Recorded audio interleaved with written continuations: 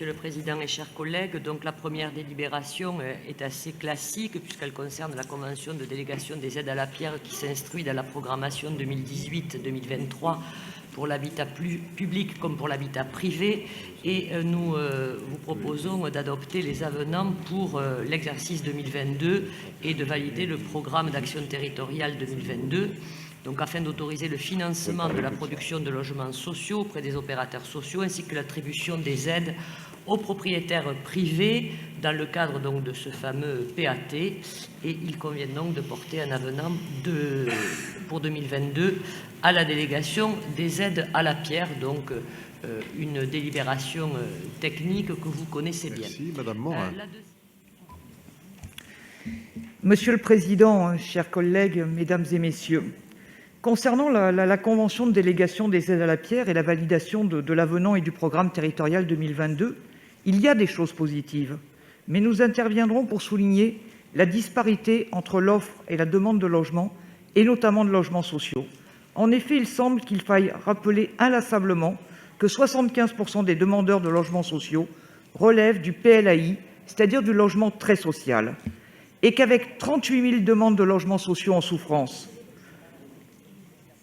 continuer à construire 65% de logements pour le secteur privé pose de plus en plus question.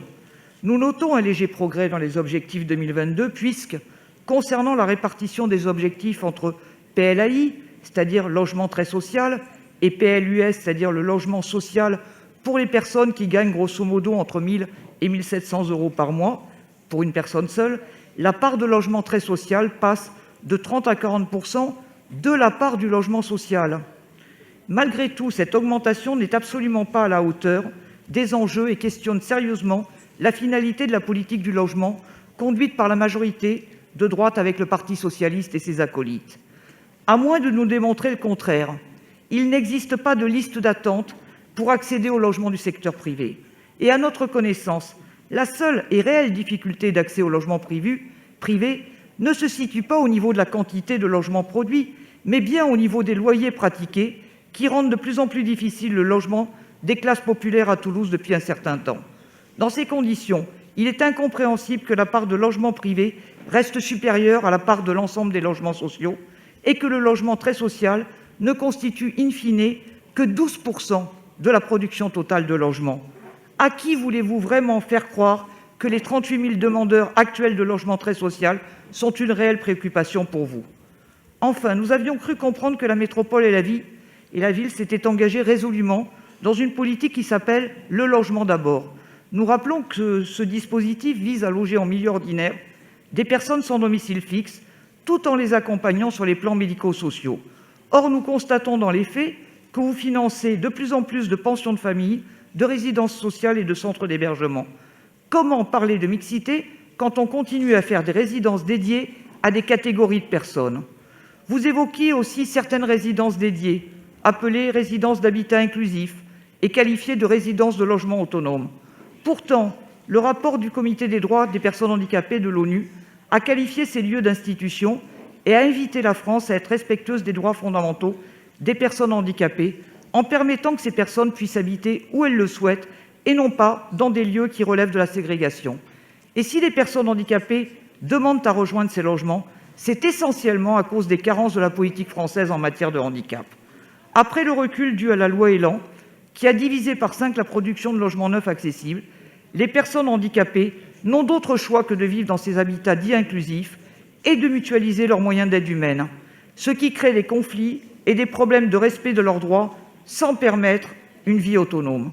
En vérité, ces dispositifs n'ont rien d'inclusif, bien au contraire, ils ont juste pour but de s'exonérer de construire des logements accessibles partout et en nombre et de permettre au conseil départemental de faire mutualiser les aides humaines des personnes handicapées pour faire des économies sur leur dos. De surcroît, quand la collectivité prétend produire du logement pour les seniors, elle s'appuie sur une labellisation dite HSS, Habitat Senior Service, qui ne respecte même pas les règles d'accessibilité minimales. Il s'agit en fait d'opérations de communication, de faire croire qu'on agit pour les seniors alors que l'on ne leur permet pas d'avoir un logement qui sera adapté tout au long de leur vie. Pourtant, si un logement est conçu accessible dès le départ, Cela ne coûte pas plus cher, ou en tout cas moins de 1% du coût. Et ce n'est pas moi qui le dis, mais la Banque mondiale dans son rapport de 2008. En conclusion, nous appelons de nos voeux à construire tous les logements comme des résidences intergénérationnelles et inclusives, favorisant la mixité sociale, et pas seulement une petite part de résidences spécifiques qui maintiennent un système ségrégatif. Merci. D'autres orateurs? Karine Traval-Michelet, pour élément de réponse. Oui, merci pour vos interventions.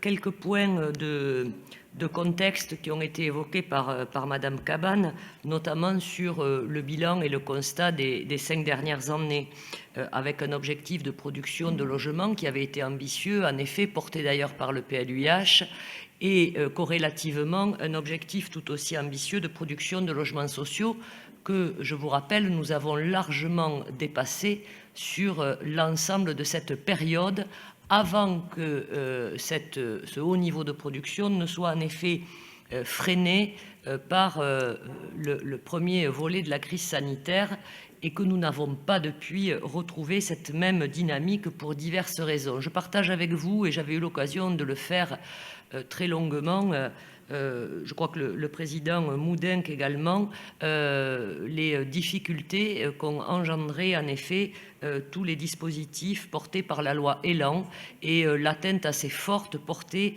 aux organismes de logement sociaux, couplés, vous avez raison, avec la baisse des APL, qui certainement sont un facteur aujourd'hui qui produisent cette montée des demandes des demandeurs de logements sociaux que nous avons du coup, voilà, pardon, j'arrivais pas à vous resituer, excusez-moi.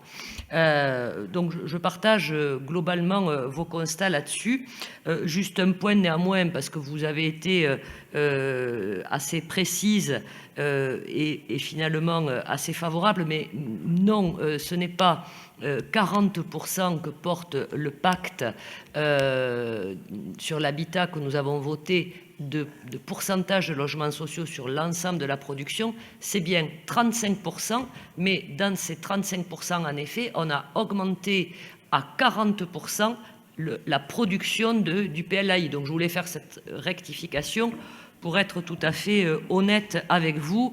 Je crois que chacune et chacun dans nos communes et dans nos environnements, on peut considérer qu'aujourd'hui, le logement social répond à un niveau de qualité qui est porté d'ailleurs par une charte métropolitaine, y compris lorsque le logement social se fait sous la forme de VEFA, que là aussi nous essayons de diminuer, puisque l'objectif quand même serait de retrouver un niveau de production du logement social en maîtrise d'ouvrage directe plus haut que ce que nous l'avons aujourd'hui, et c'est ce sur quoi nous travaillons particulièrement avec mon collègue Dominique Fouchier sur la question de la stratégie foncière. Alors, vous avez raison quand vous dites qu'on a certainement aujourd'hui une augmentation du nombre de demandeurs de logements sociaux au regard de la tension aussi qui existe sur le parc privé et des contraintes d'ailleurs et des conditions que portent les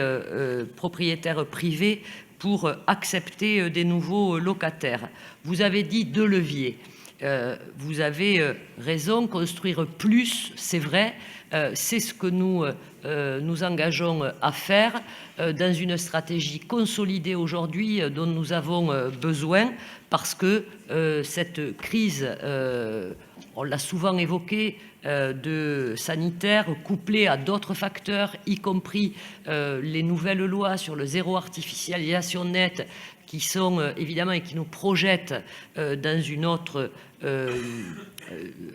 autre conception finalement de notre urbanisation, et qui est une bonne chose au regard des enjeux climatiques dont nous parlons souvent, mais l'ensemble de ces éléments sont venus retarder certainement des mises en chantier. Et vous avez dit l'encadrement des loyers. Alors je sais que c'est un sujet sur lequel on discute souvent, et j'y suis moi-même attentive, et c'est pourquoi encore récemment j'ai demandé une note pour vérifier que les conditions n'ont pas évolué au regard de maintenant une décision un petit peu ancienne qui date de 2019, et je réunirai prochainement la commission qui avait été formée à cet effet pour qu'on regarde ensemble les éléments qui me sont donnés. Alors, aujourd'hui, en effet, malgré une tension apparente qu'on peut subodorer, mais parfois les éléments sont contre-intuitifs.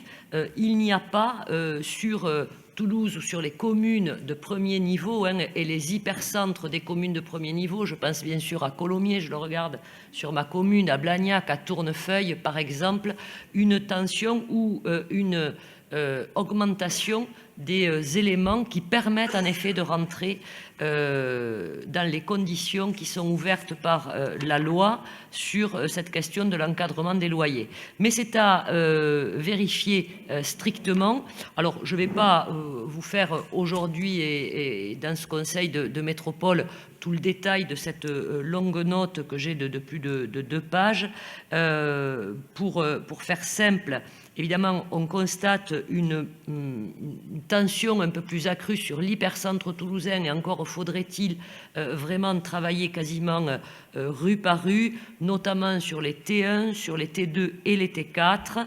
Alors, les différences sont assez minimes finalement, puisque pour les T1, on observe une différence de 1,1 € par mètre carré entre les loyers médians des locataires stables aménagés avant 2020 et les loyers des locataires aménagés en 2020. Bon, bref, et j'ai comme ça la même chose pour les T2, 0,9 € par mètre carré.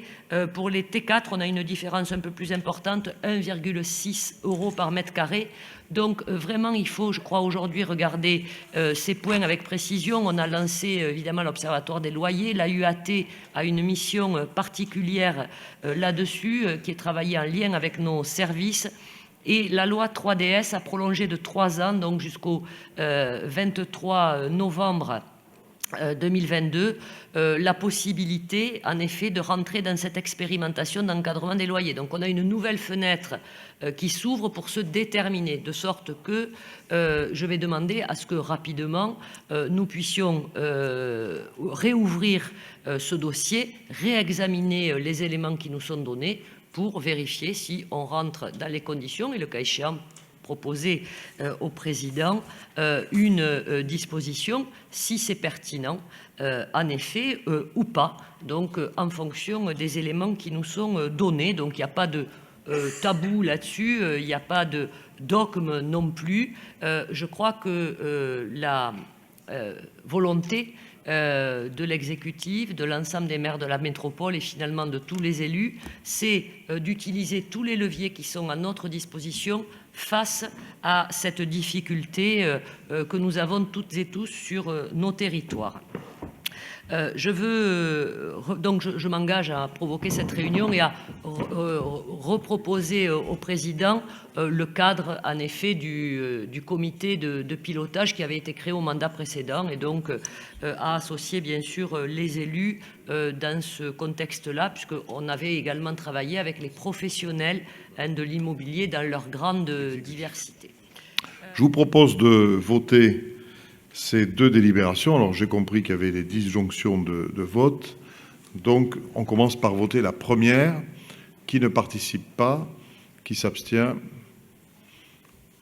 Qui vote contre? C'est adopté.